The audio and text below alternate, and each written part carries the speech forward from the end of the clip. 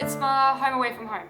So it's a place where I feel loved and cared for, and it's a place where I can just let students know how much God loves them and grow their dependence and their love for God.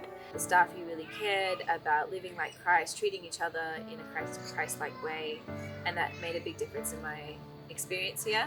One thing I really love about the college is the holistic approach to learning that the college encourages, particularly in the BPL framework, where all of our teaching and learning is centered around those 4 Christ-centered virtues of faith, virtue, wisdom and service. I love getting to see students who are growing, not just in their knowledge, but growing as whole young people. In the ELC, we so often get them asking or thinking about what they want to do when they grow up, and they dream big and it's amazing, and they think they're going to be engineers or they're going to be astronauts, and we don't squash those dreams. We love them, but we remind them every day that the most important thing for them to do as they grow up is to remember that they are a child of God and that they are loved by Him, and that their purpose is ultimately in Him and not in the things of this world.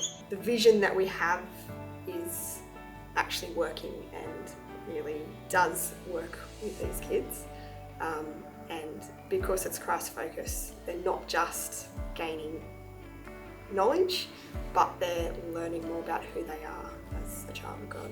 And being able to sort of speak openly about my experiences with God is really cool. Thinking about the whole person and their purpose, not just to get a job or just to do the best they can at school, but to think about their impact on others and their relationship with God as well.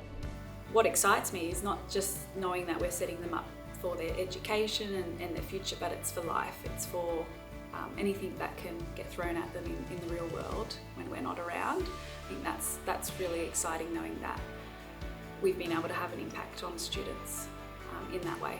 I recently got some news that one of the boys in my mentor group, that he actually got adopted over the holidays, which is really exciting. I was so excited for him.